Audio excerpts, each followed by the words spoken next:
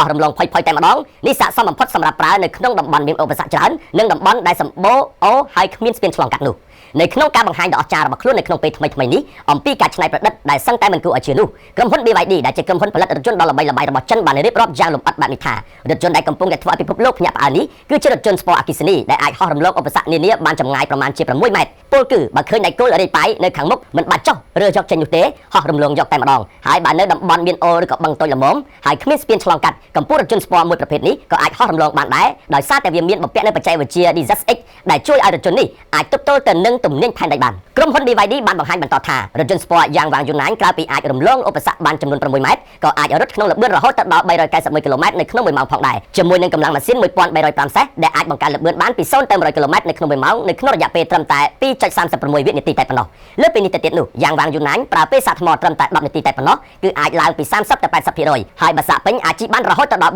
456គីឡូម៉ែត្របើនិយាយអំពីការរចនាវិញយ៉ាងវ៉ាងយូណានមិនធ្វើឲ្យអ្នកប្រើប្រាស់ខកចិត្តនោះឡើយដោយសារតែវាលាតសន្ធឹងដល់ប្រវែង4ម៉ែត្រ96សង់ទីម៉ែត្រហើយមានទទឹង2ម៉ែត្រសូមបញ្ជាក់ថាឥឡូវនេះសម្រាប់កម្ពុជារថយន្តស្ពណ៌មួយប្រភេទនេះគឺអាចបញ្ជាទិញទុកមុនបាននៅក្នុងប្រទេសចិនក្នុងតម្លៃប្រហែលជា$243,000អាមេរិក